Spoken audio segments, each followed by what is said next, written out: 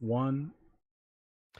Good morning, afternoon, evening, ladies and gentlemen. I am Gunnar Eos, and we are doing another episode of the LogiCast podcast. I am here with the usual suspects, Mr. Blanka Kong, Mr. Esoteric, and Mr. Hado Wolf himself. And today's topic is going to be video game movies. Now, this is kind of like a general talk, how we feel about video game movies, their place in the sphere of entertainment, so to speak. How, what are some that do a good job, but what are some that just flop? Um, my general my general take on movies is that there's either good or bad. There are no in betweens. My opinion. It's just like either you're a really good Oh, representation, you're a really bad representation. I just think, especially nowadays, Hollywood is creatively dead. One can argue they've been that way for a while, but it's kind of reared its ugly head in the 2020s and beyond. So you see a lot of video games movies come out. They're just horrible. They're a shadow of what they represent. Then you have some that are okay. One that comes to mind for me personally are the Tomb Raider movies. Tomb Raider, iconic Sony uh, game from the 90s. Everybody knows Laura. Some people's first boners were because of Laura. So she's iconic to say the least. She had three movies in the early '90s, played by Angelina Jolie, and I did not know a lot about Laura Croft, but that didn't tell me anything. Like it was just like, all right, chick with guns. She's like a bootleg Indiana Jones. Like what is this? I didn't like Angelina's acting in it. Once I knew more about Tomb Raider, I'm like, definitely didn't appreciate it more. So I was like, and they made three of those. So clearly they made money in some capacity. I think it was just because at that time video game movies were relatively new. So it was a nice oddity, so to speak. Um, in the same vein of Tomb Raider, they had a recent Tomb Raider movie that didn't star Angelina. I don't know the actress's name off the top of my head, but it was just called weirdly Laura yeah. Croft Tomb Raider. And it was based Mm, off the reboot of the Tomb Raider series. Square Enix rebooted Laura Croft in like the 2000s to the games that we know now, and they made a movie based off of that. To me, I felt that was a better Tomb Raider movie because they tried to just ground it and make it more like the video game, which was also grounded. So Laura didn't go around fighting tigers and polar bears and the abominable snowman and a dude on a skateboard. Those are real bosses that Laura fought in the actual games. It's just like it was basically a shot for shot of the first game in the reboot, but done in movie format. And I thought that was pretty all right for what it was. So generally, I think video game movies tend to be bland, boring. Sometimes some stand out. Sometimes we get movies like the Mario movie from the '90s. So Fun fact about that yeah, movie. So Alicia Vikander is the actress you were referring to, and that movie, the Tomb Raider reboot that came out in 2018, based off the rebooted games, that is the 10th highest grossing video game movie of all time. So eh, not bad. yeah, wow, because it kind that's of really just good. faithfully replicated the first game. Didn't try to take any liberties. Didn't add any frills. It was just, hey, you want to see the game that you can play on your PlayStation done on a Hollywood big screen? Here you go. So yeah, that goes to show that if you just keep it simple, stupid, you tend to get a better product. But yeah, that's my thoughts on Hollywood movies. They tend to suck. You got some bright spots every now and then, but for the most part, pretty trash. So what do you guys think about it? What are your thoughts on the movies in relation to video games? So I guess I'll go. Generally, so my opinion has changed over the years. Like when I was younger, I was very excited at the idea of a movie based off of a video game that I played, right? So as a kid growing up, watching the few video game movies that did exist, like Double Dragon, Street Fighter, Mortal Kombat, those movies were kind of cool to me. But even as a kid, I kind of noticed like, ah, they didn't take a lot from the game. There's a lot missing from a lot missing that I would have expected. Like in the Street Fighter film, the 1994 Street Fighter movie, which is, I Yeah. mean, it's terrible. There was no special effects, or at least they didn't have the budget for it, or who knows what the situation was. But at no point did Ryu do the Hadoken, right? And the characters seemed very off. Like Jean Claude Van Damme was Guile, which makes absolutely no It's sense supposed to be some whatsoever. all-American, like, Yeah, you and know. they get like a Polish guy who can barely speak like good English to play the American representation of Street Fighter. It's like, what? Like it didn't make sense. And Ryu and Ken's character, they were like super goofy or whatever. And it's They like, were thieves. They were con artists. yeah, I'm saying their character, that was like, I guess their profession, but they Mhm. came off very goofy on screen and just very silly. Mhm.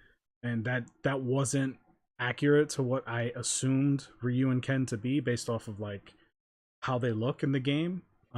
This is before I was exposed to any animated Street Fighter movies. But anyway, I have a list, or I have a few movies that I picked out that I thought were pretty good, pretty bad, and then some in between. So like the best, I think, video game movies I've seen: Detective Pikachu, Sonic 2020, and a Mortal Kombat from 1995. 1995's Mortal Kombat, the first one, I thought was pretty fucking cool. I actually saw the movie recently, and I thought it's still. I mean, it's not great, but it holds up a lot better than Street Fighter. Absolutely. Bad movies, definitely Street Fighter 1994, Mario Brothers 1993, House of the Dead 2003. I did see this movie when it came out in Oh my theaters, god, I Movie? forgot there was a and never seen I it. forgot about it until I started doing research for this Oh. topic, and I saw it and I was like, "Oh God!" And all the memories came flooding back. Wait, It that's was a movie. So I didn't how did even that know. work? it, How did House of the Dead work as a it movie? didn't. It didn't. It had nothing to do with House of the Dead. Like it was just a uh D-rated like zombie flick with like uh sexual undertones, and it was not House of the Dead at all. They literally took the name of the game and just made a different movie. But that movie was terrible, terrible. Especially if you're a House of the Dead fan. It's like, what the fuck? Like, what am I even watching? And then the RE movies 2002 to 2017. I thought all of those were bad except for the second one. The second one falls in my mid-tier list, which is Resident Evil Apocalypse, which is 2004. That, in my opinion, was the only film amongst the 6 that they made that was closest to like the source material of Resident That was the Evil 3. one based off of 3, right? Yeah. That had Yeah. okay, yeah, That I was the agree one with with you. They Nemesis and made Jill. 6 of them? Yeah, Yes. they were Fast and Furious before Fast and Furious. Mm-hmm. And Tomb Wow. Raider was another movie that I put in the mid tier. I was like, this movie isn't good, but it isn't like absolute horse crap. Like I can watch it if I really had nothing else better to do.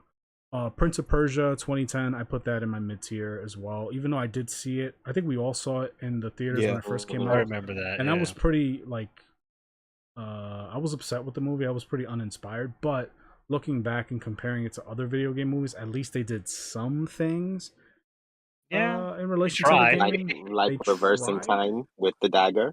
Yeah, At least they and got that. the dagger of time kind of made Mhm. sense, and Jake Mhm. Gyllenhaal, he is a good actor. He did kind of capture the prince's personality from Prince of Persia: Sands of Time a little bit. Like I thought he did what he could. Um, and then Mortal Kombat 2021. I thought that was the one that just came out. That movie wasn't terrible, but it wasn't great either. Like there was a lot of forced stuff in that film, but there That's what were I good heard. things about it. Like Kano was great. I think Sub Yeah. Zero and Scorpion, their rivalry and their fight scenes were really good. So there were like little sparks of like, okay, that's cool, but as an overall package, it was very meh. So yeah, those are some of like the movies that I think are really terrible, decent, and then somewhere in the middle. I could give you guys some stats real quick before you continue. So if you guys had to guess, what do you think is the number one grossing video game movie of all time? If you just had to guess. Resident Evil. Okay. Are you referring to like as the franchise total, or are you referring as a singular movie by A singular itself? movie. Singular movie. I was thinking Detective Pikachu. I would put Detective Pikachu myself. Um, I can't think of any other live action, anyways, video game movie that would be around to rival between Detective Pikachu and Sonic the Hedgehog. Yeah, those were the two I would have went with. So those are Okay. my guess. I'll give you the top 5 just to make it easier. So, Warcraft. That's the movie that was based off World of Warcraft. I forgot that existed. Oh, I saw that number one? movie. Yeah, Okay, Warcraft. pause. That's number 1. Mhm. Pause. Yeah, I heard. To be fair, I heard that it was a decent representation of the original Warcraft game because for When those, the fuck did that come out? 2016. Yeah, So 5 years ago. because like, without distracting too much from Kong's list, it's Warcraft is the same people that make Warcraft that make Warhammer. Warhammer comes Yeah. from Warcraft comes from Warhammer. It's the same people that do 40K. The games, the MMO that we all know from Blizzard, that's just an offshoot of that. So Warhammer and Warcraft have like a whole big deep lore that has nothing to do with the game. So that's why I think that movie did so well, because it was a good representation of the Warhammer universe. It's just Okay. most of us know the game.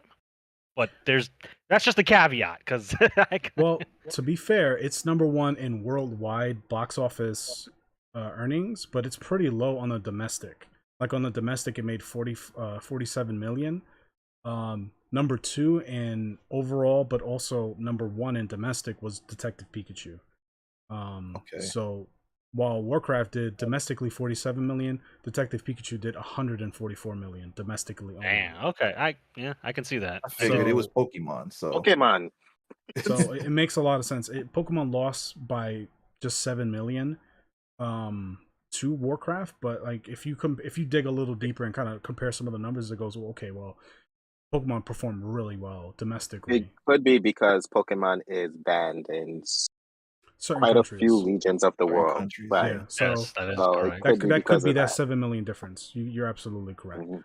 Number 3 is Rampage, which is the movie with The Rock. Oh my god, I forgot that was a video. I just thought it was that was big. one of my. That was Big one of Monkey. my. When did man, that come out? 2018. Yeah. Fuck When? yes. When did it come out? 2018. 3 years ago. Blew my mind.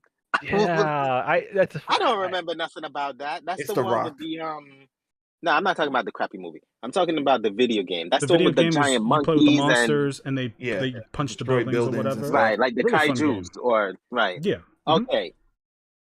They Ah. made a movie like based off of that? They did, yeah. Sure. I think it's because of The Rock. Honestly, I've seen the fact movie. And they paid The and Rock it's- to do it? They paid Dwayne Johnson to do it and he Hey. said yes? Domestic, Listen, he made he did 101 Jumanji. million, and then worldwide they did 427 Well, million. okay, Kong. You say that Jeez. it was just very, but I say it actually did a good representation of the game. Because what is Rampage? It's literally just monkey, lizard, It's Godzilla. robot, and alien, depending on which version you're playing, wrecking the city. And what did they do for like the last half of the movie? They wrecked Yeah. the city. I So- guess. mean- I guess I you mean- got See me. now after this I'm gonna go watch it. Because guys- I honestly go on. No, I was just gonna say Transformers could have been the same thing. No, from the little I know of Transformers, those Michael Bay explosion films with robots that happen to be in them had nothing to do with Transformers. Like little to Really, nothing. it really didn't. A tad bit, not a lot. Not Like a if we lot. talk about No, Rampage the no. video game to Rampage the movie, they did what they set out to do. It's just Dwayne Johnson being Dwayne Johnson in the movie. Did he punch a monkey? No, he was No, he with the monkey. befriended the monkey. Yeah. Oh, so the white King Kong was actually the good guy. Yeah. Oh, Don't read too much into so I that. have. We're gonna move I have forward. to. Yeah. Okay. Go on. Move forward. Come All right, number 4 is the Angry on. Birds movie. Ah, well. They had a Yeah, movie? yeah, it did. It did. Yo, You talking about the me and 2016. CGI Esoteric one? is completely out of the loop with this one. Yeah, they had a movie. I had never seen it, but I Yeah, knew it's it came guess- CGI. out. No, I guess you know I ain't what, watch shit then. I dude? ain't If it watch wasn't, nothing. if it wasn't CGI, I'd watch it. I only know about it because I have a kid. Just an And hour and anything 30 that's minutes CGI, of Fair enough. people flinging birds into like glass structures. I'd watch it. And number in which 5, mhm. number 5 is Prince of Persia: Sands of Time, which surprised me. Wow, that So- is Wow. surprising. So none of the Final Fantasies? That's actually pretty surprising. They all kind of suck though. Spirits Well, Within. oh, yeah, Spirits. No. If you're talking about Advent Children, Oh, yeah, I didn't- was. So yeah. Final Fantasy Spirits Within is ranked 26 worldwide. Came out in 2001, so this is 20 years ago. A little bit too high from. Domestically, it did same. 32 million, and then globally, it did 85 million. Wow. It did Huh. really well for what I thought it wouldn't have done. It did Yeah, better that's than what I Mortal should think Kombat of Japan. 2021, so that's pretty sad. Wait, what? Wait a minute. That Go list back, is go a back. fraud. That list is fraud. That's fraudulence Exactly. right there. Hold on. Where you got that off of That's not Wikipedia? accurate. Take that off. Get rid of that. Edit it Get, out. get rid of that. I'm not buying that. I am not I buying. mean- Let me look this up. This shit is crazy. I'll send you the link. So Mortal Please Kombat do. is number 27 at 83 million worldwide and 42 million domestically. So domestically, it performed better, but Spirits Within performed better globally, which is what gave it the nudge that it needed. You know what? I'll kind of sort of give it that because when you think of the two franchises, like Final Fantasy is a little more universal. Well, it Than Mortal suckered more Kombat. people, sure, I Yeah. guess. It suckered me. But I think Mortal Kombat is a little more domestic than Final Fantasy. Final Fantasy is known across like I you mean, know Mortal Yeah. Kombat, but a lot of people play Final Fantasy a lot more than Mortal Kombat. So Assassin's Creed, that was a movie, came out in 2016. Ass- That's Assassin's number 12. Creed also was a movie. It was Wolf pretty is just bad. getting educated today. I'm yeah. This So that it film was number 12. number 12. So it did. I mean, it did a lot better than MK 2021. I mean, Yeah. Easy game, Assassin- easy earnings, I right? guess. Assassin's Creed is one of the more popular franchises It is. It is. around. So To make you feel better, Esoteric, Mortal Kombat 1995 is at number 20 at 70 million domestically and 122 million globally, according to this Could have website. been higher if you ask me. But 1995, number 20. Yeah, I mean all time, it's pretty good for the 90s, yeah. Yeah. You know, so those Did are it do just better some. than Street Fighter That's a in the good question. 94? Let me scroll down the list here. It did do better than Street Fighter. The I was Street about to Fighter, lose my shit. but hold on to your seat. Street Fighter is 23 on the list at 33 million domestically. Wait, over what? over Mortal Kombat 2021. It beat Street Fighter, beat Silent Hill, Max Payne, Final Fantasy Spirits Within, Mortal Kombat 2021, Hitman. Really? COVID. Silent Hill- I'll give 2021 COVID reasons. That's it. That could be Silent it. Hill- That could be The it. Silent Hill movies weren't that bad.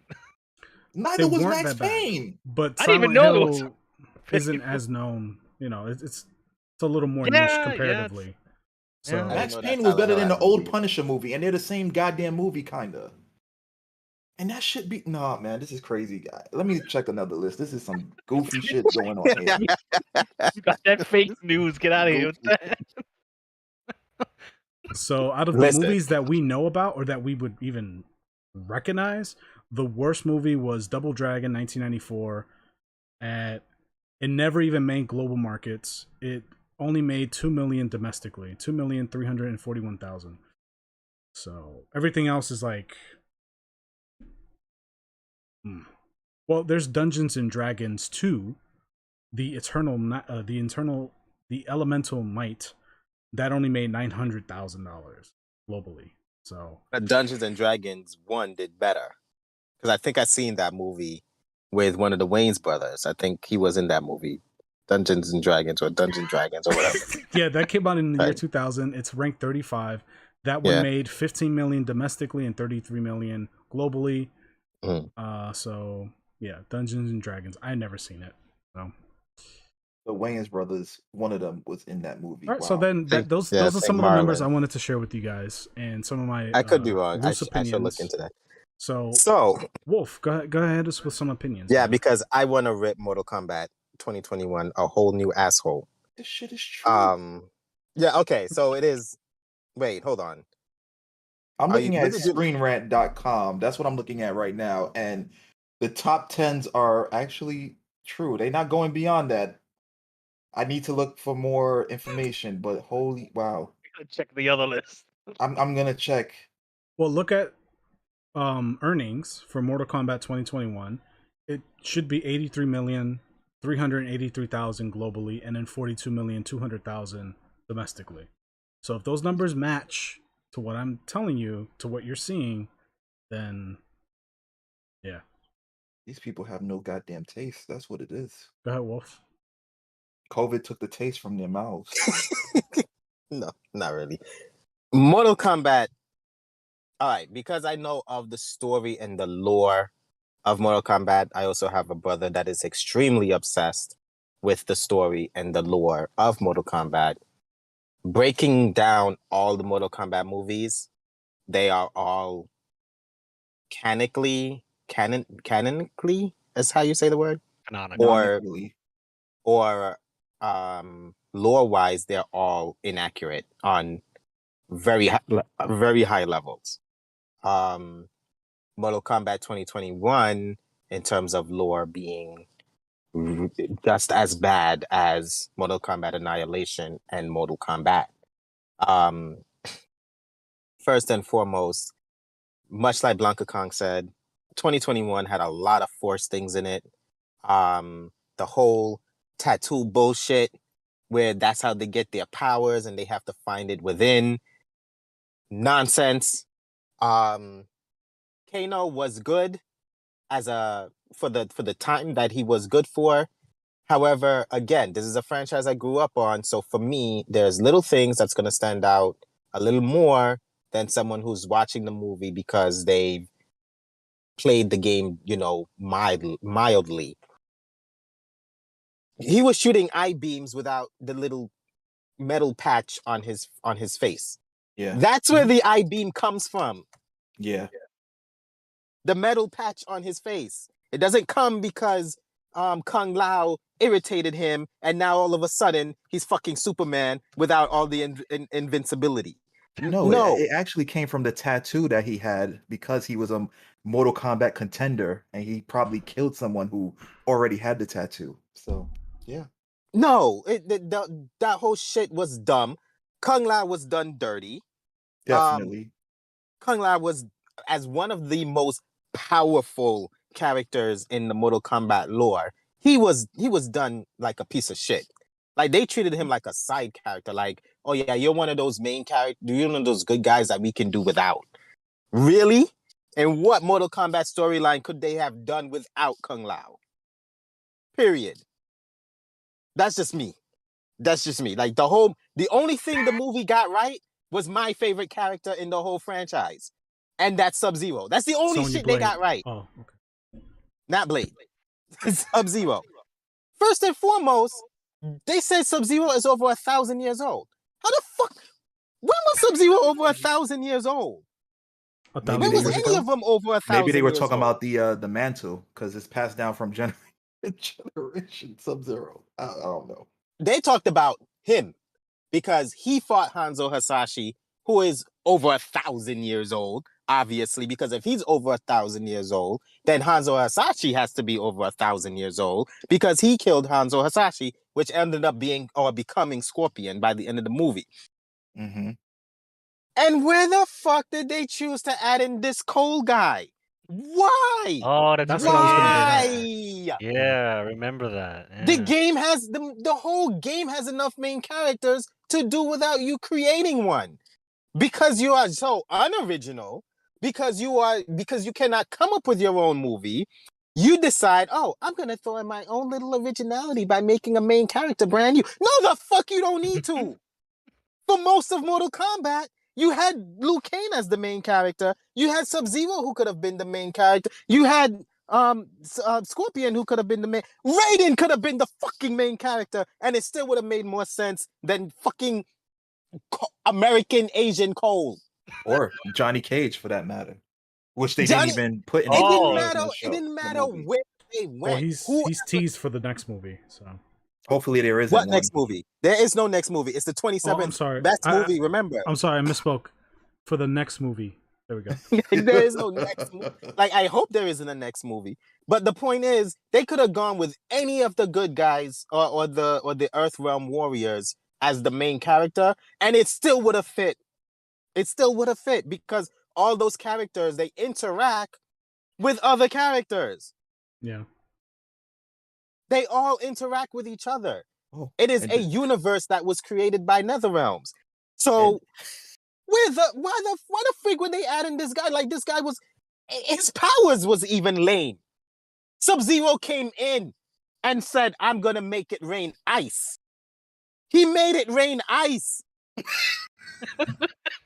Like, does anybody not understand the magnitude? Not even Mother Nature could make it rain ice the way Sub-Zero made it rain ice. He was destroying cars. You know how many insurances that people had to file because he walked through a whole city and made it rain ice? Like shit, yo. Honestly, if that had happened to me, I would cry because I'd have to cash in on my insurance. I'd lose my car. No. You know what he did? He put up a fucking shield. He created armor and cut Goru in half. He cut Goru in half. Yeah, but the new guy. I'm more happy about the movie than angry. Like, are you fucking serious? He cut Goro in half. He cut Goru. He gutted him like a fucking fish. Goru. Yeah. Goru is insanely powerful. But the And power you of mean to tell- friendship and the power of love is what No, gave him. yeah, it was more so the power of love because his fabricated daughter gave him a fucking a bracelet that all of a sudden has special powers because he's the chosen one from Hanzo Hasashi, who is now Scorpion, who still came in the end of the movie and saved his sorry made character ass. Definitely did. So you weren't a fan. That movie irritated me the whole way through. The only scenes that I liked was literally Sub-Zero scenes. That's it. That's it. Okay, I get it. It's an R-rated movie because it's Mortal Kombat. The cursing, I could have done without the cursing because in the end of the day, the characters in the video games, they don't even really curse. The game only gets an M They rating don't need because to. of the gore factor. Yeah. So having the big African American man known as Jax going around saying, "Yeah, fuck this, fuck that," like he didn't need to curse. Not to harp too He much on said the that Mortal he Kombat had movie, but he to had the me, most- him with the little arms is pretty hilarious. Like I was laughing the whole time. Okay. Yes, he had the little arms, and then his superpowers from the little tattoo kicked in, Oh, and which I all of a hated. sudden, metal mutated and gave him big arms. Dude, I that hated scene that where so he was much. punching the punching bag with the little arms, I fucking lost it. It was so funny. hand. So stupid. Like, So it was dumb. dumb. It was so dumb. Liu Kang was weak as hell. Yeah, Yes, he was. they shitted on him for sure. The original actor was way better. Yeah, 10 times wa- better. But that's the thing. I can't because the dude that they played as this Liu Kang he played one of the Power Rangers in the reboot. I think it was the Black Ranger in the reboot. Mm. So as far as like a person that I would see to replace the older Liu Kang, I think they did a phenomenal fit. I think he was a as far as appearance I think he wise, was just written poorly. Yeah, you know, like yeah, that's what I'm saying. They I did great put with the the casting, blame but right. I'm doing the blame on the writing and the producing. Like they yeah, made him so weak. yeah, He felt he again. Liu Kane, much like Ryu, who is who is not the main character of all the Street Fighter games, he is a central character. Mhm. Liu yeah, Kane is not the main character of all Mortal Kombats, but he is a central character, much hmm like Sub-Zero, much like Scorpion. They're central characters. The world revolves literally around them. Yep. The Shaolin monks and the Lin Kuei and Shinrai Shiro, Ryu. yeah, Shirai Ryu. So it was just like you had your characters. You created someone that didn't need to be there. You shitted on one of the more powerful characters of the hero side or the good side, and then you made Liu Kane seem like he was unsure of himself. So He didn't have let's any. organize your thoughts here. So what if you just would you say or would you agree that the main problem with the movie was disrespect to the original cast of characters and including made up characters that had nothing to do with the games? Is that the biggest? I mean, from what I'm getting, that's like the biggest That is the problem. biggest gripe I have with the movie. Like I just feel like if you're not going to be original and come up with your own movie as is, because clearly that's not what the movie industry is anymore, Mhm. um, then at least stick to the source material. It is there. The source Agreed. material is there. I'm not looking for a 1-to-1 ratio of how these characters are depicted. That's unreasonable, I think. Right. But I am looking for something with some kind of continuity as someone who's a fan of the movie wanting to watch it. When I first watched the Transformers movie, I went wild when Blackout transformed and they made the original Transformer sound effect for when the robots change forms. I Mhm. went wild because that was a level of continuity as a fan of the series that I got to see in the movie, right? But like my character, the characters overall to me was just shitted on. The only person I felt like they did any real level of investment into was Scorpion and Sub-Zero. That's it. And if that's the case, then for the next one, Scorpion and Sub-Zero is who I expect to be central characters. No, I forgot Cole exists, so never There mind. you go. You know, So yeah. so let's move away from Mortal Kombat because there's a bunch of other movies we could talk about. So, Gunner, Esoteric, what are some video game movies that really pissed you off or you really enjoyed, and what did they do good or bad? Well, I would say Street Fighter back in the days, simply because, as you stated, Kong, we were kids when we actually watched it. You know, I'm assuming you watched it in theaters as well as I did. Um, and No, I oh, think you I did? watched it a year after it came out on like Okay, VHS or whatever, but good yeah, enough. yeah. So the thing is about Street Fighter, especially in terms of back then, it had a story arc that you can actually like understand and follow as a young kid. It was pretty simple.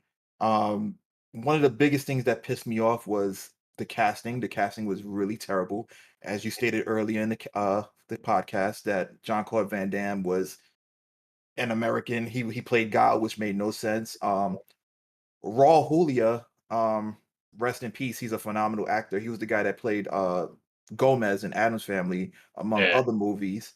Phenomenal actor, but I don't get a sense of fear with him playing as Bison. Like I got more of a comical like joke. You know what I'm saying? He didn't instill that dictator vibes for me.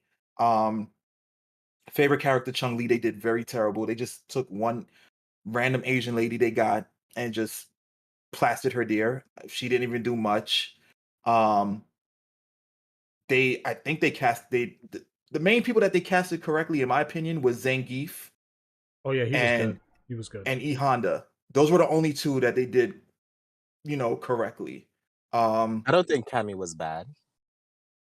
yeah, Cammy wasn't bad either, but I don't I recall her would say getting as much. she was higher than E Honda in terms of like accuracy. Now that you're thinking Mhm. about it, now that I'm thinking about it, yeah, she would have been higher than E Honda, but Balrog they did terrible. They made Balrog a good guy. Zangief was casted properly, but they made him like a wishy-washy character. I don't even remember Vega. Sagat was He was freaking weird. He was like some like refined like they gave him it was He was a Sagat with like frail Dudley Thai type. person.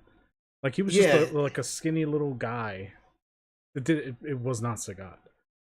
yeah. It was a guy with an Dawson eye they did patch. poorly. Like Dawson got his powers at the end, I think, or like they alluded to him becoming Dawson at the end. I don't even remember, Look but what I they know did to it was Blanca. He terrible. didn't even need to be in the movie, and they put him in, and they did a terrible job. Like he They didn't. did a real terrible job. He should have just not been in the film. Whatever. Yeah, he was more hinted. He wasn't shown much. I don't Yeah, even but think he was in the end of the movie. he I think he was was. the focal point as to why they were like trying to invade Bison's base because they had captured him or something and they were experimenting on him and that's how he became There's Blanca or like something. Right, because 5 Guile, seconds it was of like footage of him, and he looks like shit. But go ahead. Yeah. because it was that's where the younger kids at the time, the lore came in that Blanca is Charlie. And that's Yeah, why that's true. Guile, right. But that obviously was inaccurate to the Street Fighter story. Which is funny because I don't even believe the Street Fighter game movie came out during the Alpha series because that's when Charlie came about.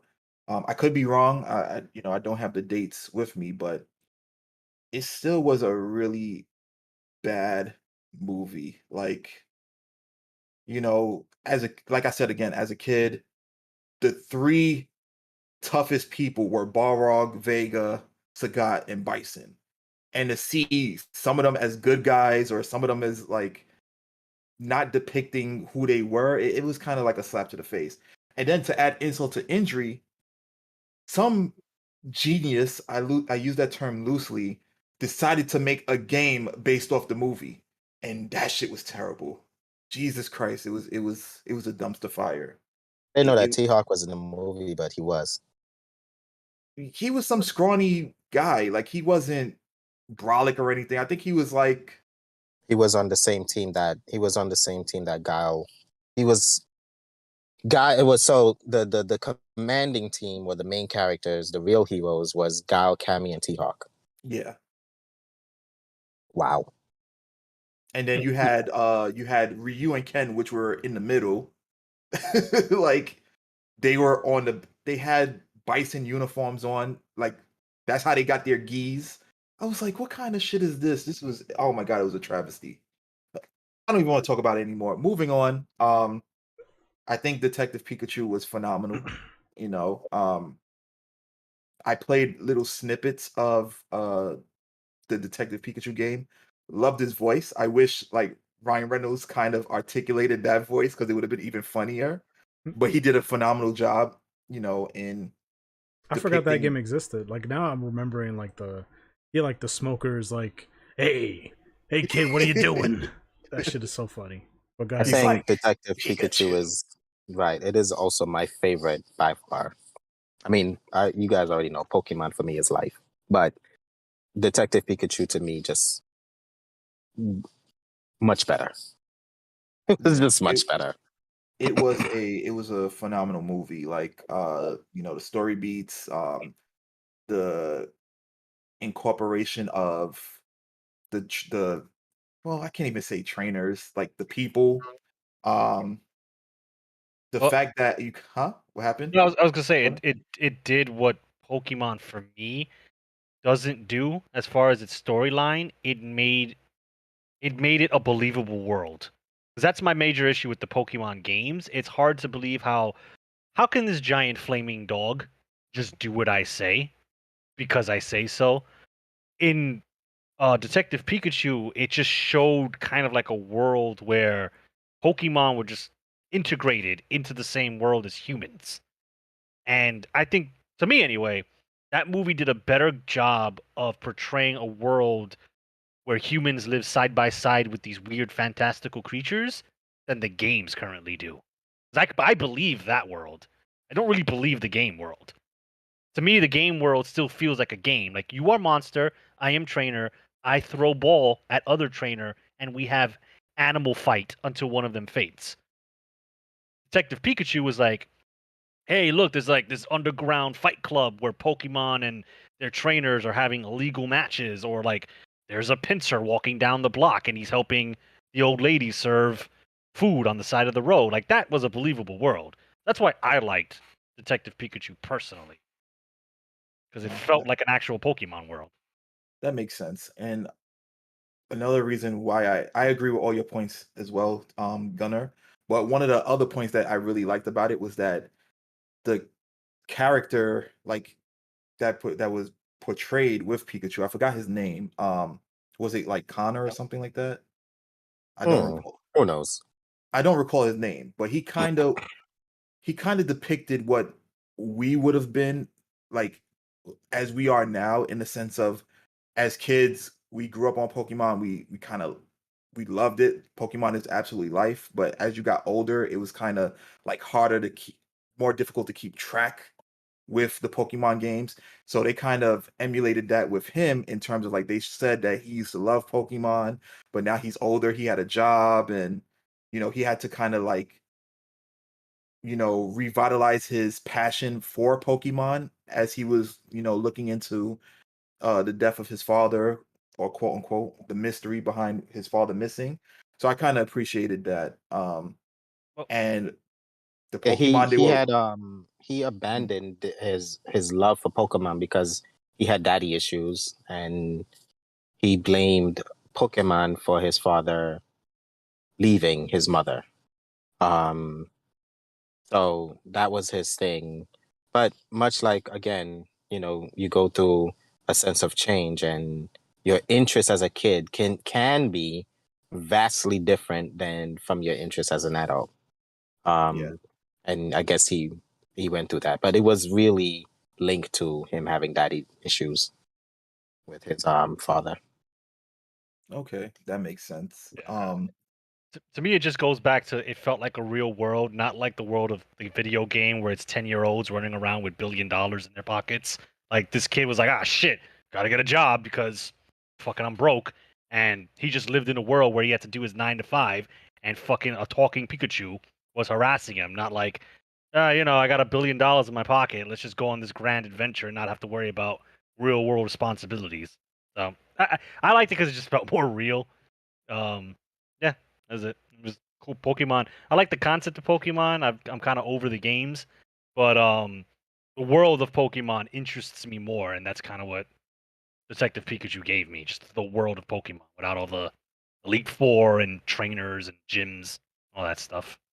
Yeah, you're looking for more of a cohabitant dynamic in the world of Pokemon, like as you said, realism.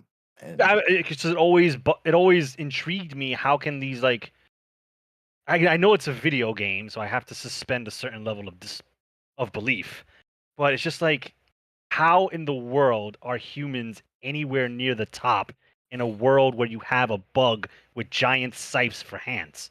Just never made sense to me.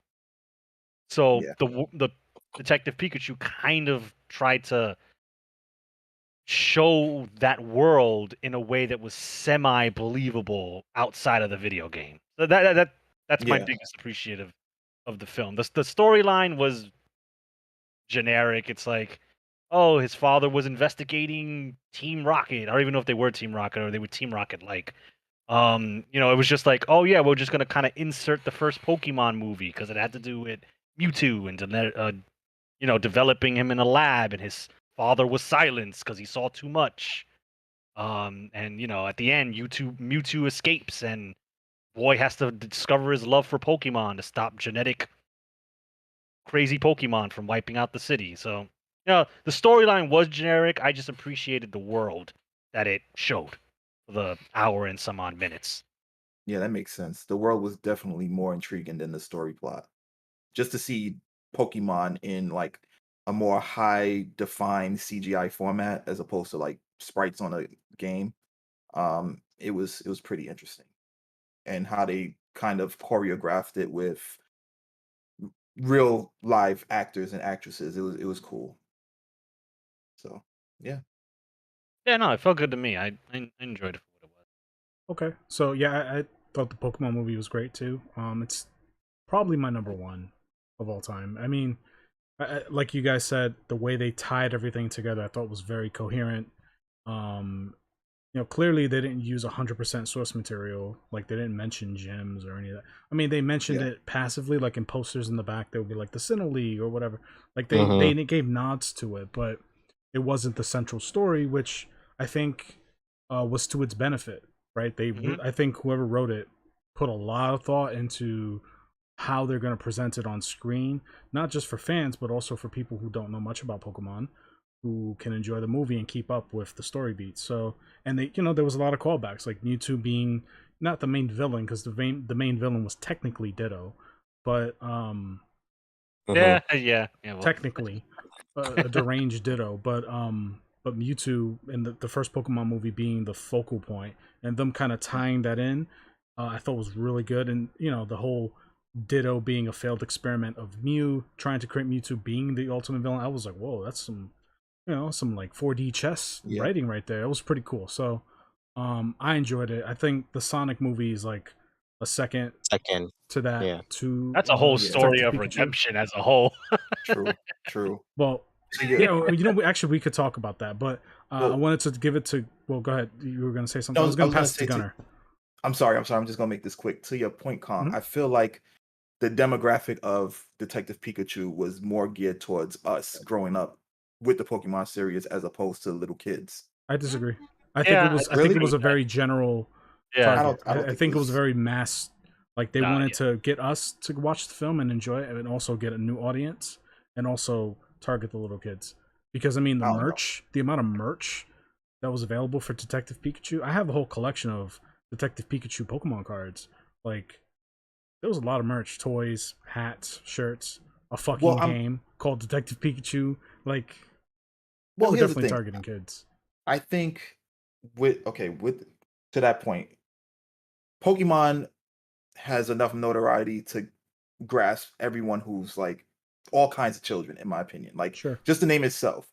I just feel like with the story plots, like you guys mentioned the aspect of Mewtwo kind of going back to, um that first Pokemon movie, the aspect of the character being a young adult, probably a little younger than us.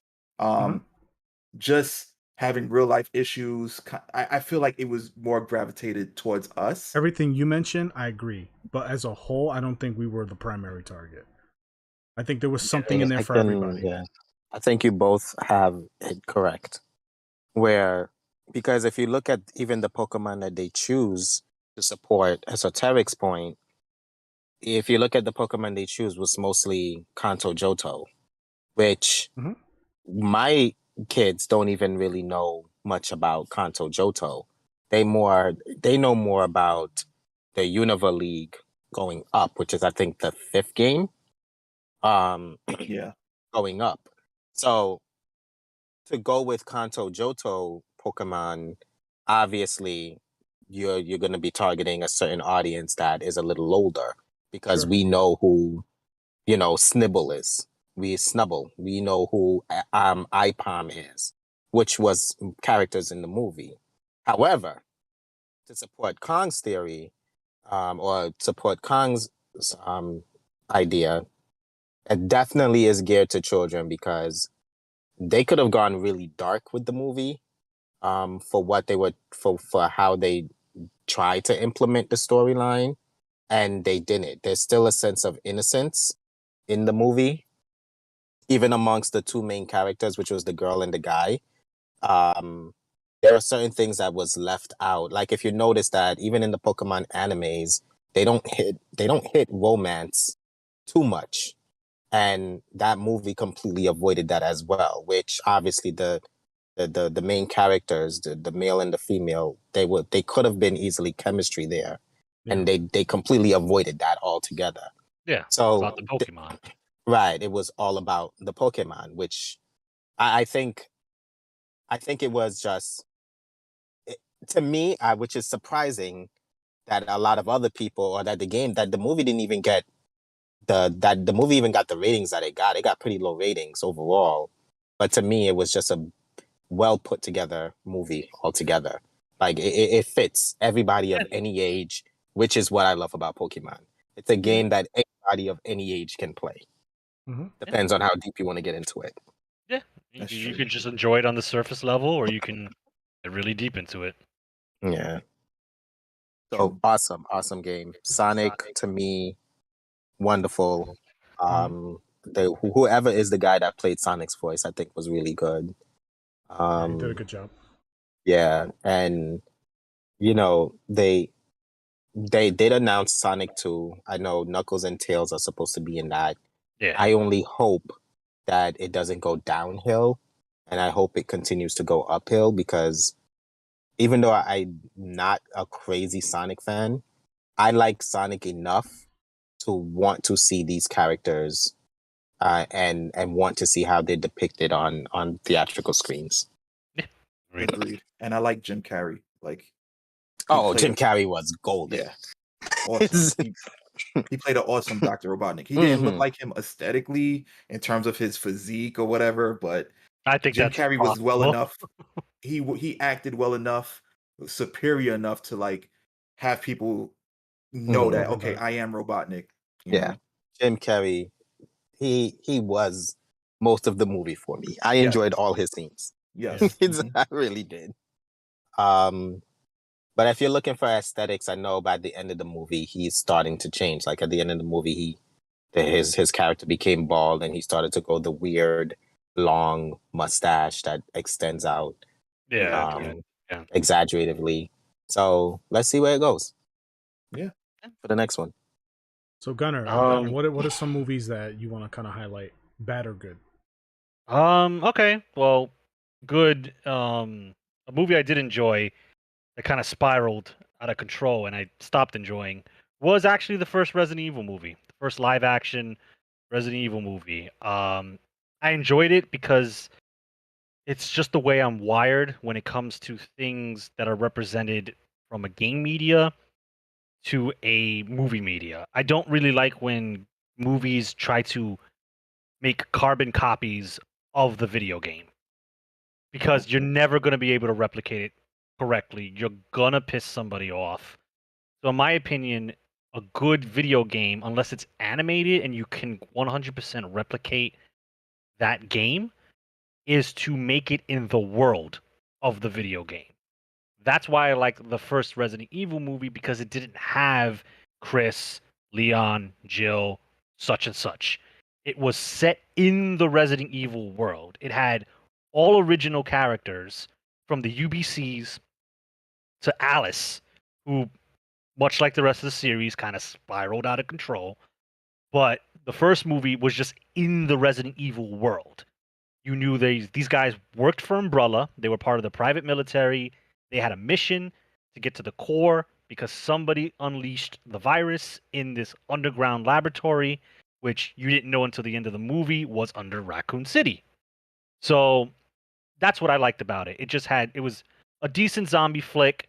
It kind of dropped some like Resident Evil lore because I believe it's been a while, but I believe the person who released the virus was Birkin in the movie. Mhm. So it ties back into the actual video game, but you didn't see Leon in like a Hollywood version of his outfit strutting around the sewers with Ada Wong. It was just Birkin released the virus. You find out later at the end of the movie that Alice and the whole underground facility, they're under Raccoon City, and when she gets out, the virus has already broken out across the city. So that's what I liked about it. It was a decent zombie flick set in the world of Resident Evil. Unfortunately, the Resident Evil movies themselves got big, and when Hollywood sees dollar signs, they got to make sequels and, fucking sagas and fucking cinematic universes. So, in the same vein, the last one of the last, I don't know, I lost count, Resident Evil movies. At this point, the world is overrun. It's zombies everywhere, and Alice has been elevated from just a survivor in the Resident Evil world to Wesker 2.0. Mm-hmm. They have her fight Wesker. Wesker shows up. They literally reenact the fight scene. This is relevant to you guys because you guys streamed 5. They actually reenact that fight scene in the movie, and instead of Chris and Sheva, it's Alice versus Wesker, and they fight mano a mano. They fight on equal terms because she's just as powerful as Wesker, and that's when they lost me because that's when they started involving Resident Evil characters. They started just throwing in iconic Resident Evils. So you didn't watch the last one, did you? I don't even know what the last one was. Stop watching Because after 2. good on you. But spoiler alert for whoever cares. You just said all that stuff about Wesker and Alice. Mind you, Yeah. Alice doesn't exist in the Resident Evil canon, but whatever. Let me guess, they're siblings. They team up at the end of Resident Evil, the final chapter, to take Fight on who? the zombie horde. They're gonna fight against the infection. That's the end of the movie. It's a cliffhanger where they're all like on top of the White House and they're like, "We're gonna take back our world." Credits. Wait, with Wesker?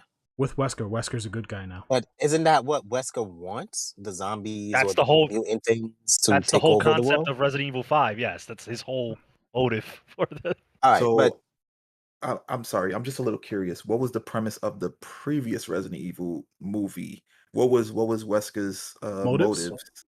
The same as in the game, as far as I can remember. He wanted to purify the world of humanity and evolve us via the virus, right? Which is, we just beat Resident Evil 5 Yeah. on stream, right? That was his motive. But by the end of the final chapter, Resident Evil 6, I guess, he's seen the error of his way. Chubby Wesker is what I call him because he's like a little chubbier than regular Wesker. He's seen the error of his ways, and now he's going to team up with Alice, who he's been feuding with this entire time, and they're going to take back the world. Oh, Wesker, here's the thing. I don't know much about Resident Evil, but I have played enough to understand. I did beat 5, but was it 5? Yeah, 5. Okay. Yeah, he did it. So I understand enough of Wesker. In my opinion, Wesker is a lot like Kaiba from the Yu-Gi-Oh series. He's an egotistical, overly confident individual. Wesker, I don't ever see as a character to realize the error of his ways unless he's getting what he wants. yeah, because he doesn't Like- think he's wrong. Right. Like, so for me, if you ask me, okay, Wolf, what is one main or villain that you perceive to be very powerful or freakishly powerful? Wesker will be on that list of those villains. Right. Yeah, that's not to cut you off, but that's a good point because you played a lot of Marvel vs. Capcom Mm-hmm. out of all of us, and I know you used a lot of Wesker. Mm-hmm. And would you say that, like, if you hearing what Kong just said and knowing what you know, even though it's from a fighting game, would you ever think that Wesker, from like MVC Wesker with all his moves and his lines, would ever do something like that? No, that's not what that character perceives to me as. He's, again, an overly confident, egotistical, megalomaniac, sadistic kind of guy. Like to me, Wesker is just is a person who feels like he himself, his motives, his ideals are 100% perfect. Yeah. If it was And Virgil, that's then that. I'd be like, okay. But that's the presence that he gives me. I mean, he's confident. The guy walks around with his hands behind his back. Like to keep your guard down, the way he wears sunglasses in the dark. The confidence that he exudes, I would never think that he would find the error of his ways to then join the heroes to fight the very things that he created. Wouldn't he already be able to just beat them all? Isn't that how powerful Wesker is? I think because he was a little Blanka self-conscious Kong. about his weight, he's probably like, you know what? I can get fat. I'm tired of I gotta this. lose these 20 pounds. But I didn't mean to derail your thought process, Gunner, with that. Yeah, But I mean, Continue, that's the gist please. of it. I don't off the top of my head, I don't have a video game movie that infuriates me to the level of I've Mortal got a few. Kombat. I don't know. I just because I tend to just well now as I gotten older, I've kind of given up on modern Hollywood movies. Like if you go Yeah. past 1990, I'm not really all that interested in you. So I don't have that level of passion when it comes to something being trampled upon because I just know it's going to happen. Whether it's a comic book movie, a video game movie, a manga movie, or an anime adaptation. You know, look how many live action fucking Netflix animes adaptations we got out there. Um, they're all gonna be trash. So why am I gonna get upset? Like I know nothing compared to you guys about the Mortal Kombat. The moment I saw mainstream Hollywood movie, what's his name?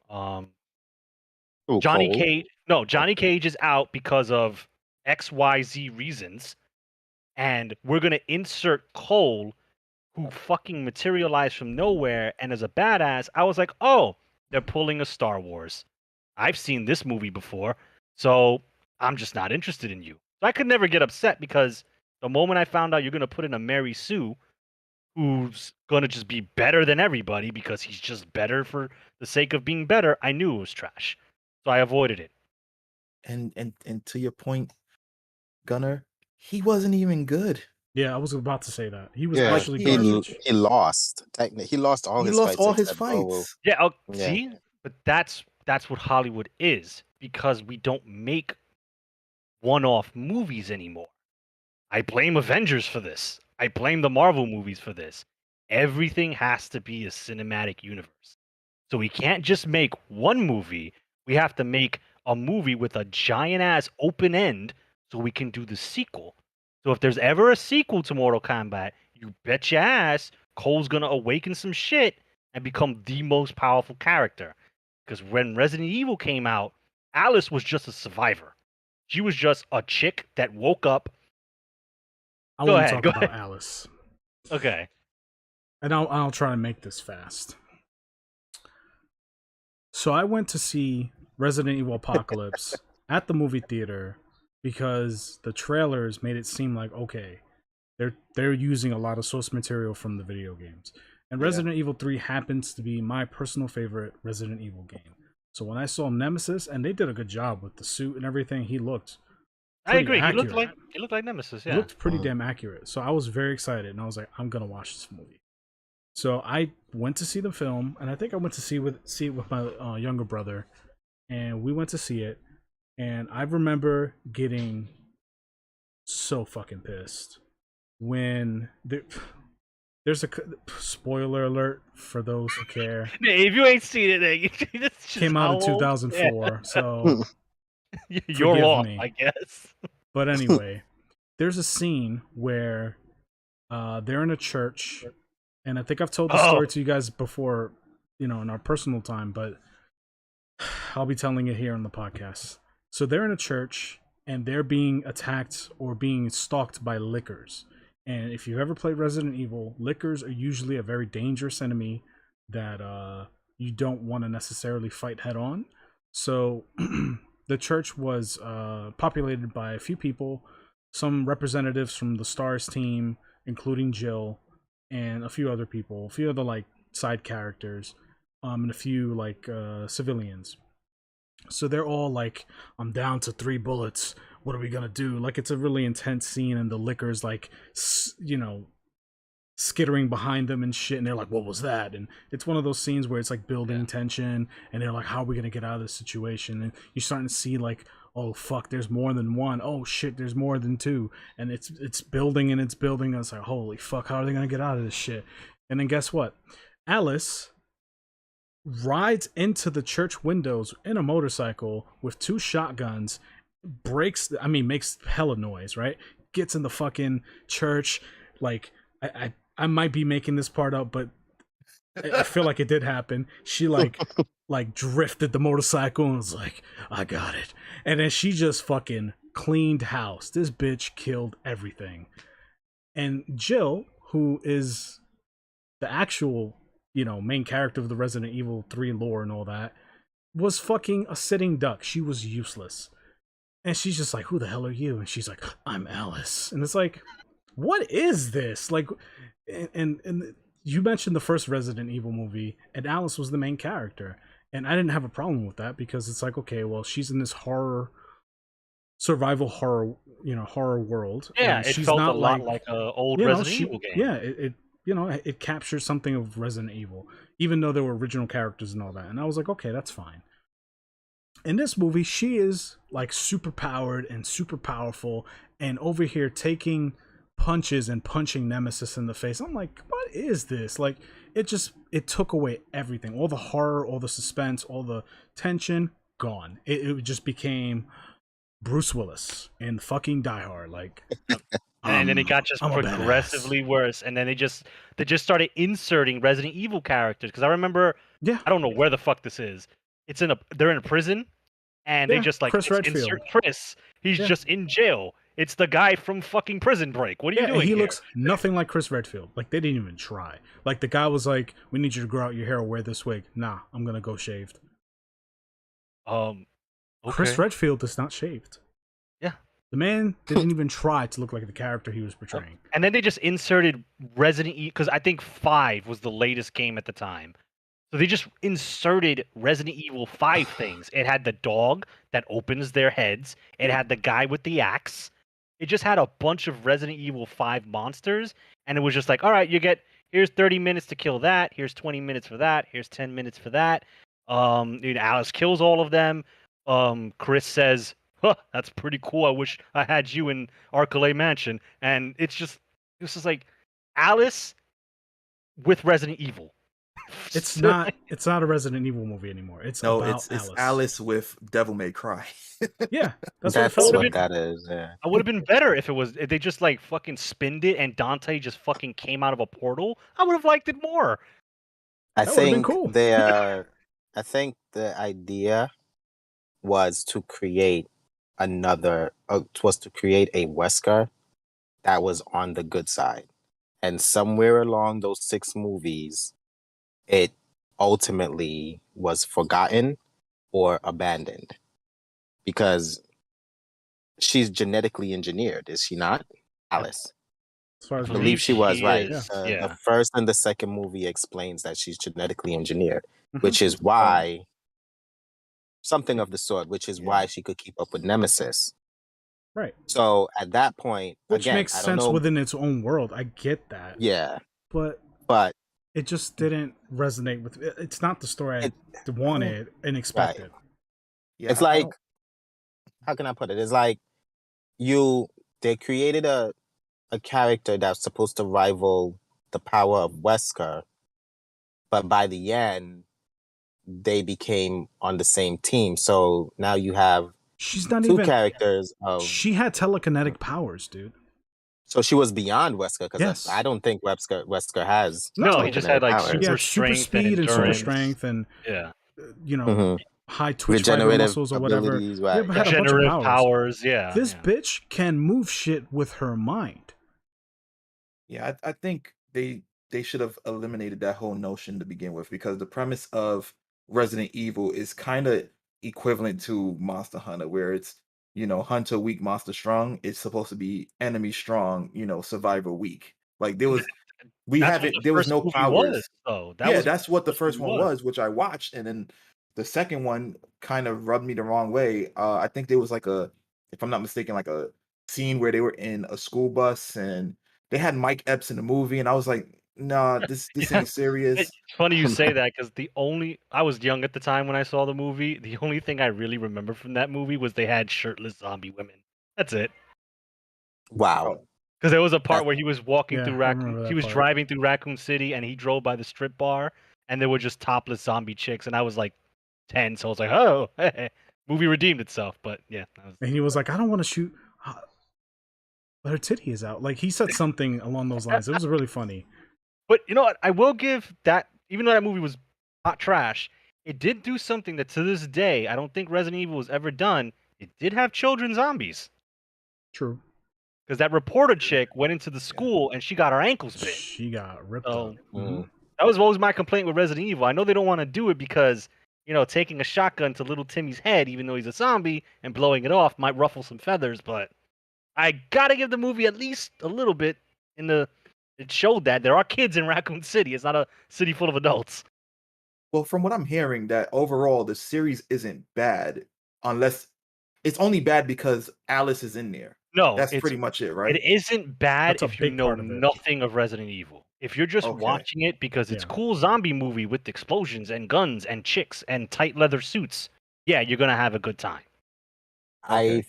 feel like they missed a good opportunity of having a true horror movie adaptation of what the game is. Yeah. That's what Agreed. I feel. Like I feel like if they had stuck with a horror theme of Resident Evil, it would have been better than this high maintenance So I have a question for you guys. action. It sounded like you were wrapping up, but you started talking. Nah, like that's this. fine. That's So you threw me I off. just feel right. I just feel like it should have been a horror movie, or they should have gone with a horror theme and not an action based theme. Yeah, I agree. Yeah. Before you get to your point, Kong, I just want to say like what I would have done was taken each like game and built characters around the realm of whatever setting they were at. For example, the mansion, like they did with one, then two, like kind of in Raccoon City, you was another type of cop or another type of survivor. You I, know, like I they could just have done it like that. I disagree. I think they should have had nothing to do with the actual video games. Because like I said, you can never replicate the game. I don't I No, don't but that's mind what I'm them. saying. I don't I'm mind sorry. them not being like a part of the actual video game, or like not using characters of the actual video game. I don't mind that. I just feel like they should have just gone with a horror aspect. Like, okay, for instance, the virus is a breakout starting from a science lab, right?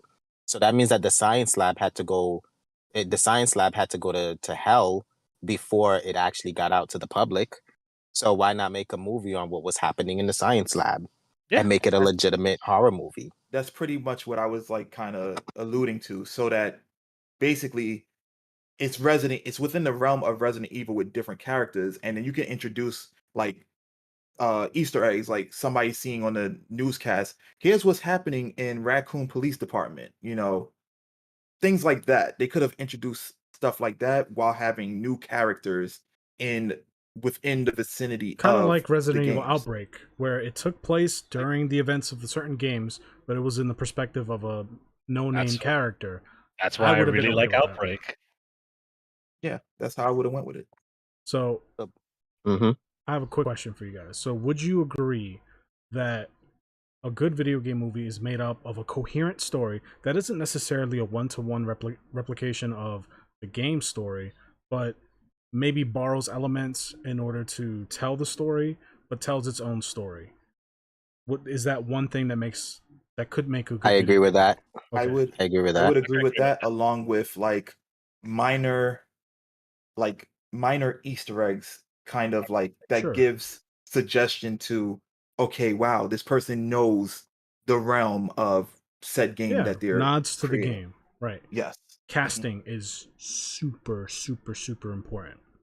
I Mhm. think Yes. that's Yeah. huge. I think they Yeah. really underestimate how important casting is. Not in terms of just being able to, read the lines and portray the emotions they need to, but also The looks. aesthetics. Like the character, if you're gonna have a character from a game, they need to kind of look like the character they're Yeah. supposed to be playing. Yep. Fair? Agreed. Yep. Okay. Yeah. So we were just talking about Resident Evil. There just so happens to be a new Resident Evil movie coming out in just a month from now. So This the episode gonna get us Wait, banned. the one with the same Alice chick? No. Oh, I no, wish. no. Alice is gone. That's I take done. that. Okay. This is a reboot of the Resident Evil cinematic world based on the events of Resident Evil 1 and 2. Now, I have something to share with you guys. So, Mr. Esoteric, and I think everybody else, I think I have to. How do I share screen here? Move my water. Yeah, share your screen. So, I gotta do this. Hold on. And pull it up here. Share screen. Okay. Are you guys able to see that? You have to Yeah, click on watch it stream. first. Yeah. So on What the the fuck is on the this? right are the characters that are in the film that are being portrayed by the actors on the left. Wait, what? So Alright. that's Jill Valentine from Resident Evil 3, right? That's Leon from Resident Evil 2.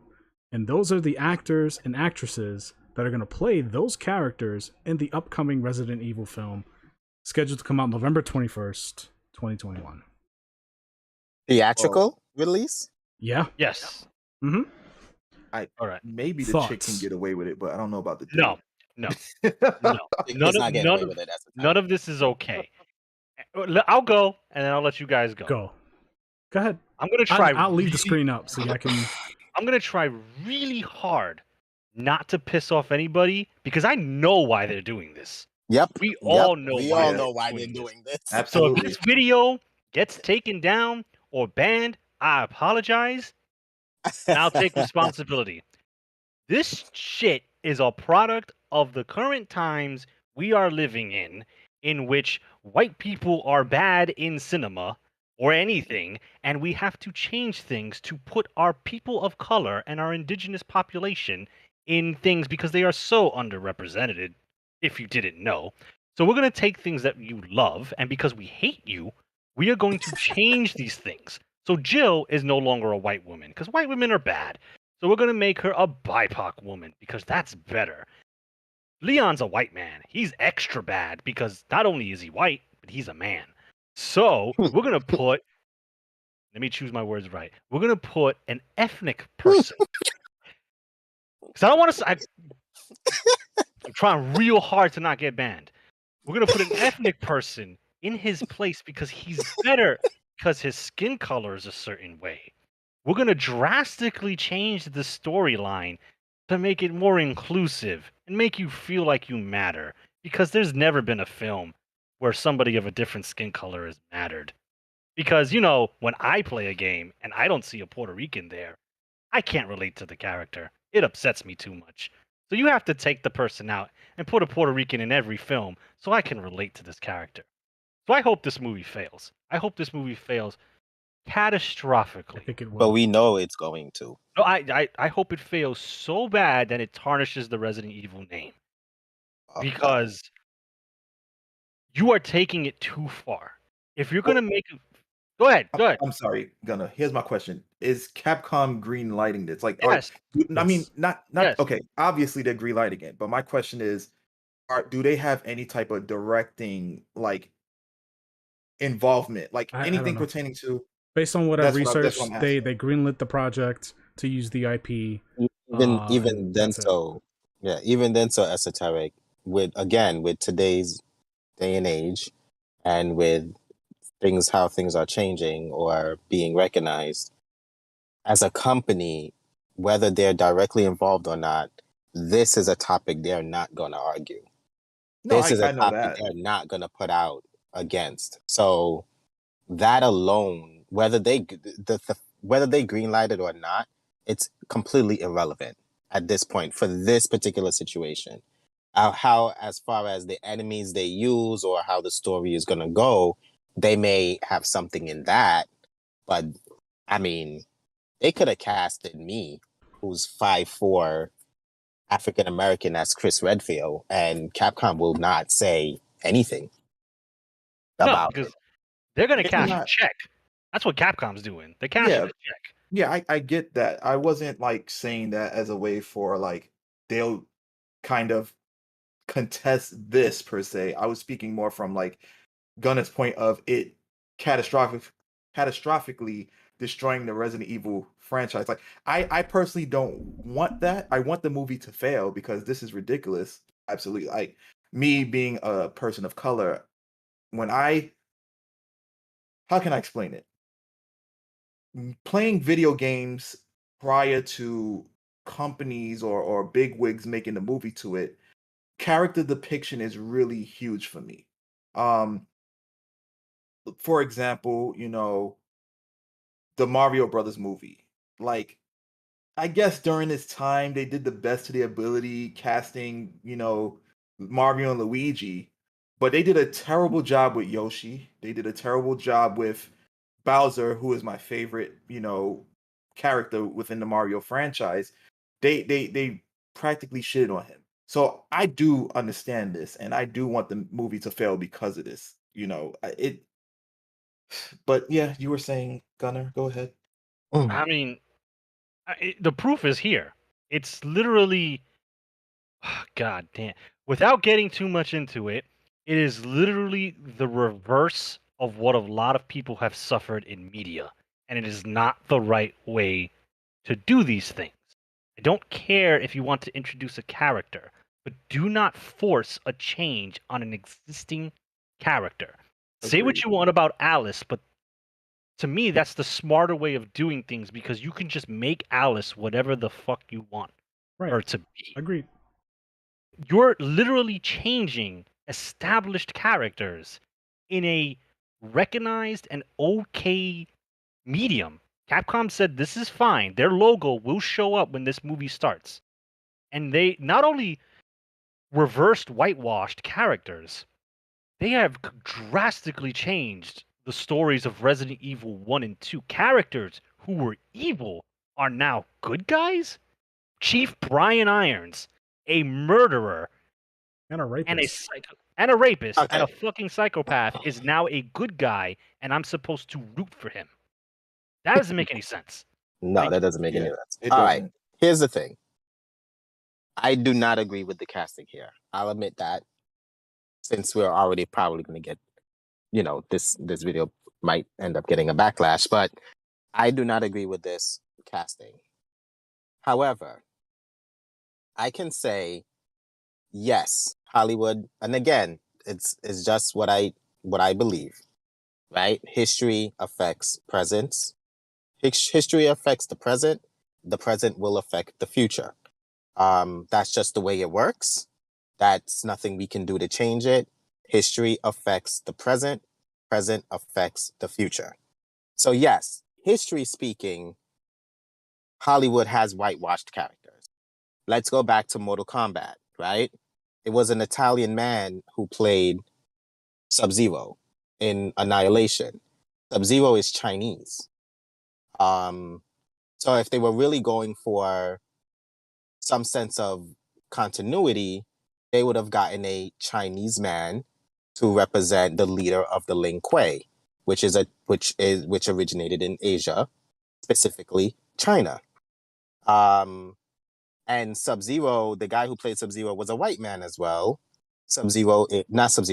Scorpion, and Scorpion is Japanese But those because the characters are Shirai Ryu, masked, though. That's what I felt that not because Sub-Zero.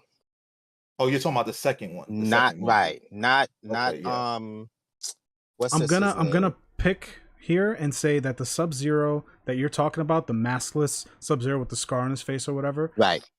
he was in Mortal Kombat 3, if I remember correctly. Like that's the game. Annihilation. But they Oh, based the that off of game. Mortal Three. Kombat 3, Three. right? If you Three, look at yes. that sprite and you look at the actor, they're pretty close.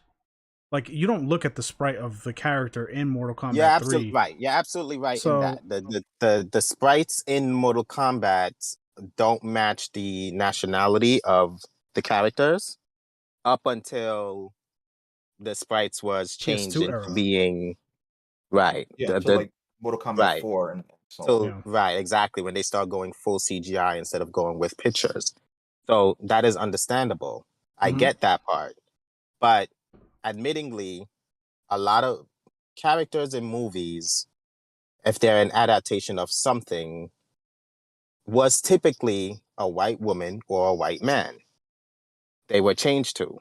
And that, to me, I feel was only because if the dominant group within the market is of that ethnicity, that's the resources That's that you what you're gonna have to see. use. Yeah. Exactly. No, I So get did it. it bother me? No, it didn't bother me in that regard. As I'm getting older, I can understand that, okay, well, maybe that wasn't as right as it should have been. But but for me, it's like, well, it happened. Right? if they think that this is the way to apologize or to redeem or to fix what happened in history, I think it's more of an insult than necessarily you're more like putting a band-aid on the wound instead of trying to cure the wound, Yeah. right? Mhm. So if they were trying to cure the wound, they would have said, here's a Resident Evil movie or a movie based on the Resident Evil franchise, and we're going to introduce these two characters to represent the movie. These characters can mention Chris Redfield, they can mention Leon Kennedy, they can mention Jill Valentine. That's okay. But these two are the focal point of how the movie is going to move forward. I would have accepted the casting much better than this. But Great. this becomes a blatant, how can I put it? I would call it Apathetic pandering. It's pandering. pandering. Right, Oh, there we this is go. exactly what this is. Thank you for Yes. thank you for the terminology. And This to me is blatantly pandering towards a movement or a revolution that we are going through at the moment in terms of representing certain cultures. And it's no better than whitewashing. Yes. I So, completely agree. It's almost Esoteric, hypocritical. it looks like you had a point. I wanted to say one more thing before we kind of wrap this puppy up. No, I was just going to say, like, I agree with all you guys' points pertaining to this. I feel like if you're going to battle, whitewashing, then what better way to do so than to create your own stuff or build people within the realm of things that you idolize. Me personally, I'm the type of person who, again, as I stated earlier, I like to see depictions of what I play. I don't want to see Zero Suit Samus in a purple suit. If they ever make a movie with her, I want to see her in her blue suit. I even want to see the little triangle being implemented on that suit. Like, I feel like the proper execution of video game movies is depicting, you know, some aspects of the game that people can pick up right away. And Most aspects of the game. well, the reason why I say that is because why I say some is because, like, I don't want it to be a perfect depiction because, as you know, as Gunner stated, is impossible. But I do want it to at least have some appreciation of the lore. Like, this is not this is not it. Um, a part of the lore of Resident Evil is Leon, a white man, Jill, a white woman. Like, that's it. That's how it was made. That's how it should stay. If you want to incorporate characters within that realm, add a black guy. Just don't make it based off of Resident Evil 1 and 2. I feel Marvin like No, is you a black can character that make they it, could have but told the story on, but Marvin is not even in the movie. Okay, go ahead. well, I feel like if you're going to use already existing characters, like Esoteric said, if you're going to create a Metroid movie and you are going to use Samus Aran as the main character, you are She needs to be putting a blonde woman. right. You're putting a cap on, in my opinion, you're putting a cap on what your realm of creativity becomes, because now there's a level of expectation to see Samus Aran done in a certain way. A powerful blonde, white or Caucasian or whatever word you want to use for that level of for that ethnicity, woman in a metal suit with an arm cannon and a tight bodied leathered blue suit underneath. That's where they start to lose that disconnect. Now, again, to support Gunnar Eo's thoughts is if they're going to create a Metroid movie and they don't want to follow what Samus Aran character is, then they should just go ahead and create a movie within the realm Yes. of Metroid. exactly. And I just have one more point, Wolf. Go for it.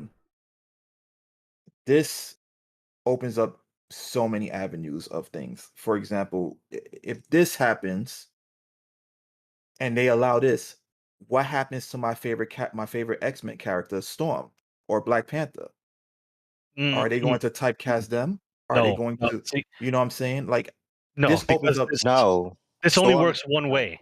This Yeah, only works Storm one and way. Black It Panther are only safe. works one way, but eventually, as you guys said, time changes, with the past, deals with the present, and then the present becomes the future. If this becomes injected into our culture, then there's going to be an opening for grounds of characters such as Black Panther and Storm being changed. Mm-mm. It's I possible. disagree. And that's just my opinion. It's Like this possible. is going to be It's the possible. pattern. There might be a Because Chinese Black Panther.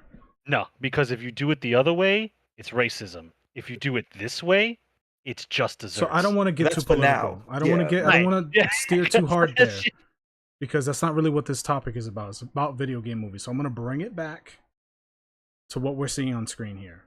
Now, I prepared notes for this topic 3 weeks ago when we were supposed to record this topic. All right, and 3 weeks ago from when we're recording today, there was no trailer for this film. There was just, I didn't know of his existence until I. There's a trailer. Oh wow. but there's a trailer now, and I did see it multiple times.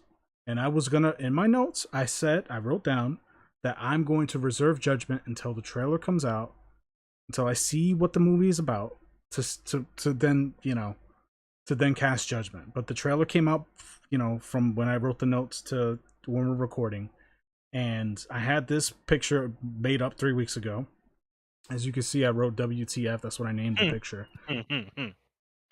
The lady playing Jill isn't a bad actress. She was in Ant-Man and the Wasp 2. Oh, She that's played right. like Yes. the He main was the bad guy. villain. She was Yeah. the villain there, and I thought she did fine.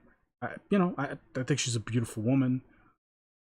There's nothing wrong with her acting chops or the way she looks or anything like that.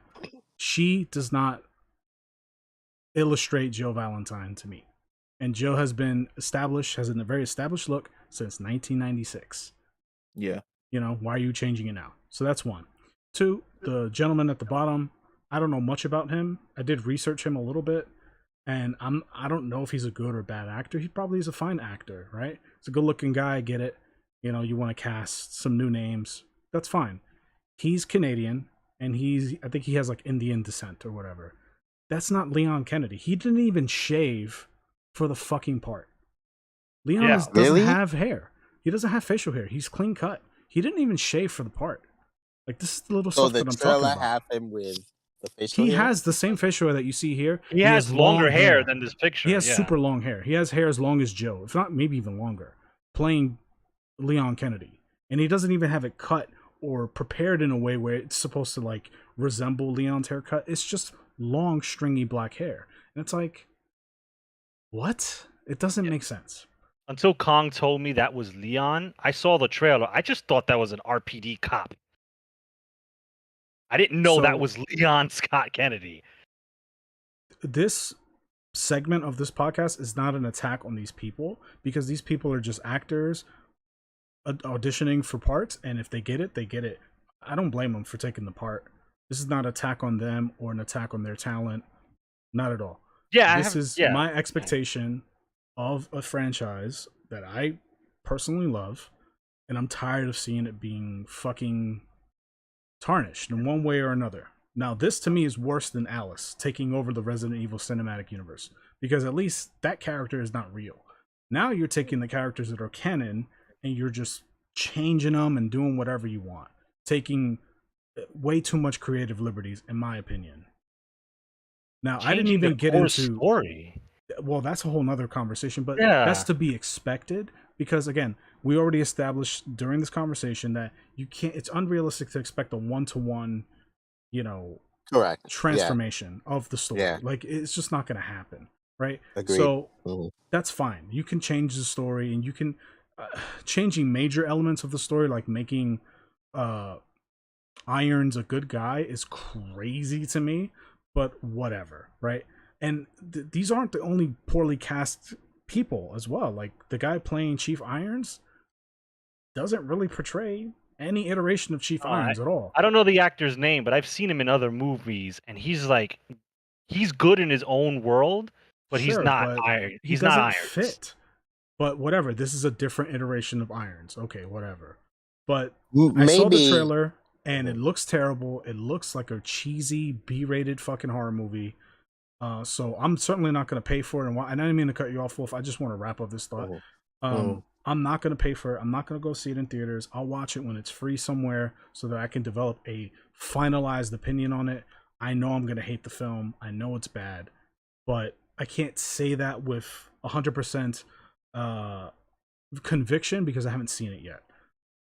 But that's pretty much what I wanted to say, and I wanted to just kind of wrap this up, but I'll let you guys have a final say. And I'll minimize this because I'm tired of looking at the screen.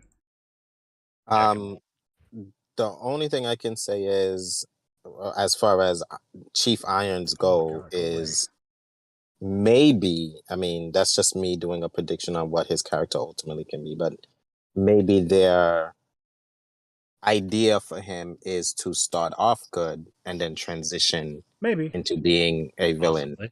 maybe. later. Possibly. Right. So that's a possibility. Who knows?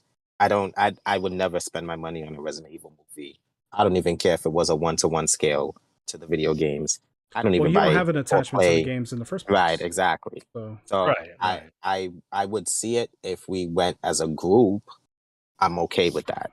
But I wouldn't I don't see myself taking the initiative to seeing it. Um I like the Resident Evil CG movies. I think they were Yes. really nice. Yeah. Mhm. they're okay. Yeah.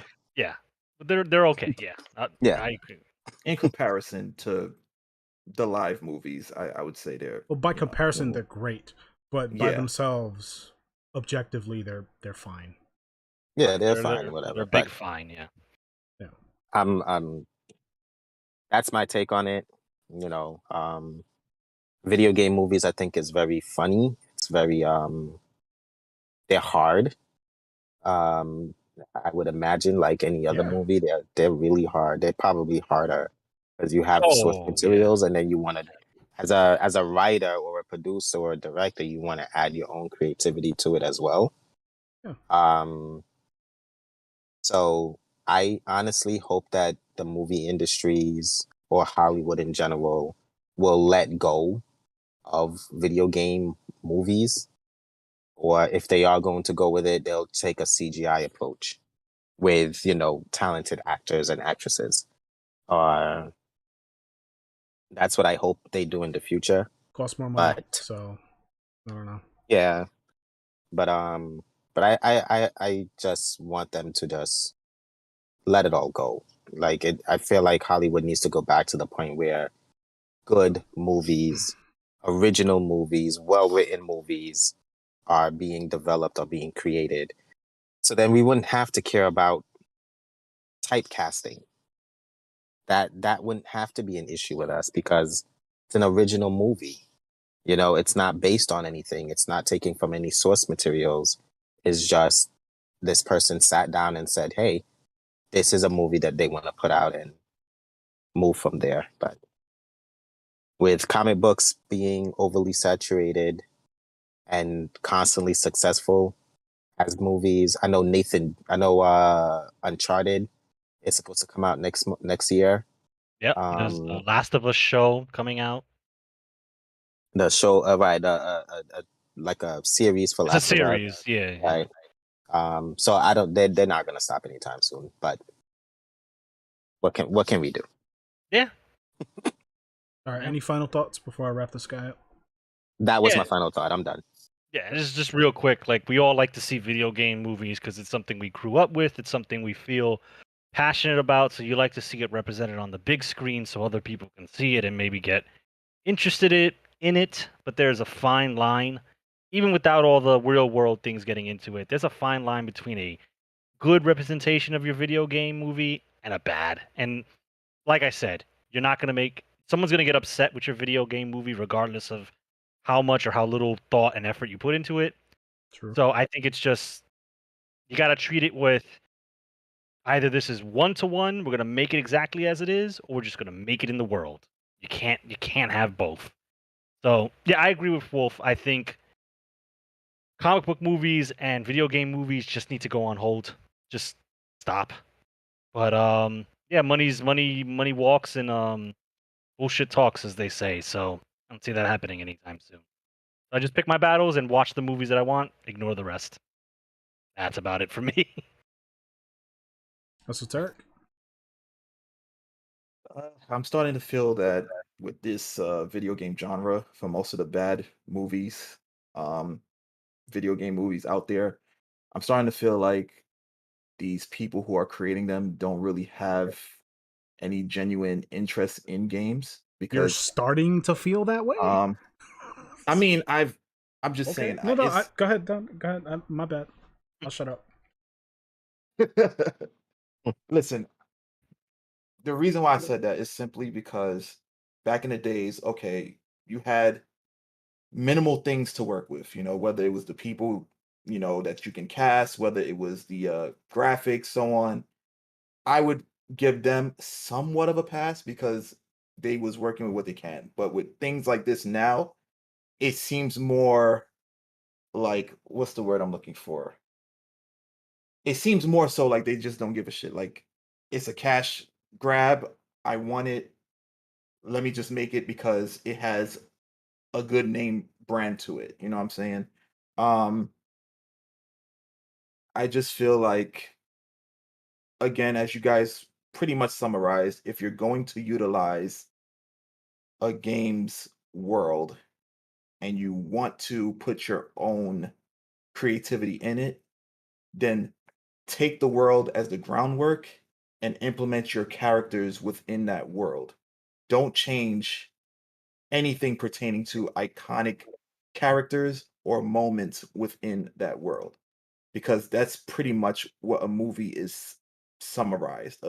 Any movie, but it's just in this case, when it comes to games, you already know what the groundwork is. You already know what the script is supposed to be. Um, don't mess it up. Don't change it. Just you use your creativity around it is what I'm trying to say. That's it. So I'll be quick about this. So I don't know if this is gonna, if anybody's gonna watch this, anybody of importance or anybody of influence. Probably not.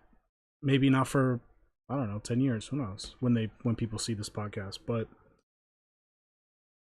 I think I can speak for most gamers and most video game fans when I say this. When you're gonna make a video game movie, respect the source material, and that means good casting, decent writing, uh, yeah, those two things. Like that's it. I don't think that's asking for too much. Um, I don't think a lot of these guys have respect for the source material, and I think that's the crux of the problem, and that needs to change. A lot of these movies, perform very poorly, and rightfully so. They're going to continue to perform poorly. Look what they did to Sonic. It was a travesty. The first trailer, he looks like garbage, right? People fucking complained, and they changed it and they fixed it, and now it's in the top 10 best-selling movies of all time. If you respect the fucking source material, you respect the people who are gonna fucking pay to see your film in the first goddamn place, you'll make more money. That's what you're doing this for anyway. I'm talking to you, director. I'm talking to you, writer. I'm talking to you, actress. I'm talking to you, actor. Fucking respect it. You may not respect it at a core level. You may think it's stupid. You may think video games are dumb. And you may think the people that play them and engage them are a fucking waste of space. And that's fine. You could think that. Cool. But if you're going to get paid off of that medium, we're your target audience. We're the people who are going to fucking see your film. So respect the source material. That's it. So that was video game movies. This podcast went a little long. That's to be no surprise. Esoteric streams every Monday, Wednesday, and Friday on Twitch. Logical Gamers TV on Twitch, Eastern Standard Time. I also stream on Twitch sometimes. Blanka Kong at Twitch or on Twitch. So check me out. The links are provided for you in the description below. They're also on our homepage. yeah, so that's pretty much it. Esoteric, can you let the people know where they can find us on the socials? Yeah, you can find us on Facebook, Instagram, Twitter, Logical Gamers TV. Just look for the light bulb logo. Can't miss it. You look super upset. Anyway, I'm guys, not upset. I'm good. have a good night. Thank you for joining me. Right, leaders.